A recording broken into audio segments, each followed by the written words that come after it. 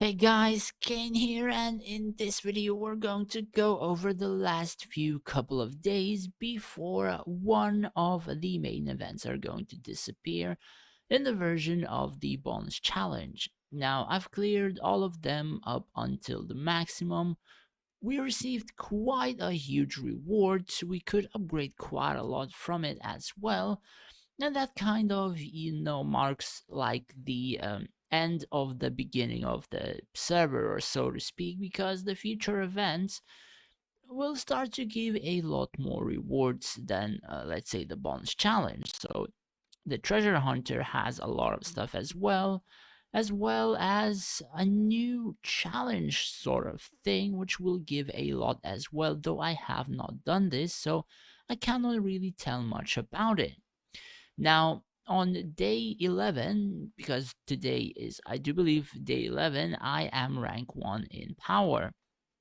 And my friend who, together with me, abused like the high spender on our server, who right now has quit the game, he is rank 4, and his build is pretty much similar to mine, probably exactly the same or very similar. Currently, this formation doesn't have one of his strongest heroes, because I do believe he's doing something else or trying to pass a boss or something or whatever, because he has a 4-star Orlando as well, just to let you know. So my formation right now is I have Immortal Blacklight, but that's because I don't have anything better at the moment. I have a 3-star Sasan, which has 750,000 power. And then I have Orlando, which is 871. Now, I will soon start to raise my Sasan back up to higher, because she's carrying majority of the PvE content and PvP. However, the reason for upgrading Orlando is because, again, a lot of players are using the heroes such as, let's say, Luna. And because they're using Luna, this skill, the curb or whatever, casts on first round and expels one of the strongest unit, or rather the strongest unit from my field.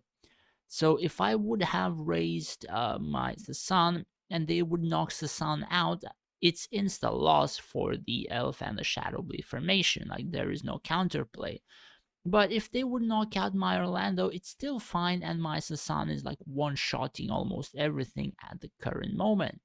So in such a case, like, Sasan eventually will kill the Luna, and my Orlando will come out, and he will have like his passive, which will more or less proc his ultimate, and just as Orlando appears, the backline is pretty much dead of the enemy. So essentially, I'm doing it just for the sake of actually performing better and not really needing to place a Luna on the field as myself. With that aside, the other players are also, as you can see, running Shadow Blades and Assassins, and I do believe they're following my strat quite closely, because as you can see, Sasan is pretty high. However, they are leveling the Skatha instead of Orlando. Pretty much, it's one of the reasons why they're not clearing things like Hidden Tower and all that kind of stuff, they should get um because they should get things like, let's say here, win without deploying shadow blades, win without deploying elves, and in such a case they are kind of screwed in like the meaning of the word. So as you can see, this guy passed a majority of them, and he can go on to stage 8 already. However, I think he's still waiting to choose which one of the rewards he wants, and there are quite a lot of people who are stuck at 9, stuck at 8, all that kind of stuff, just because their formation cannot really perform as good as the Assassins. Now, as you can see, my friend has reached 30 stars on 11 out of 45, because from 11 to 15, there are 15 stages. So personally, I will enter into that tomorrow, and tomorrow or after tomorrow, it will reset and I will get a lot more rewards. And a lot more rewards in the shape of like the gold, in the shape of transcendence crystals and the experience. Now, why is it more? So on stage or level 10 and below, you get 10 floors, right? However, in the 11, you get 15. So you get 15 of these rewards, and you get a lot more rewards from these boxes as well. So even if you don't get the last box, it kind of resets and you still get a lot more stuff than like the people below here. And that is quite crucial as well, since you're playing efficiently and you're getting more rewards to play efficiently around on.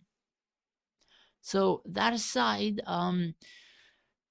the high spender kind of noticed that he's getting beaten by a lot of the assassins, and even an assassin which is like level 2, and he ended up quitting the game.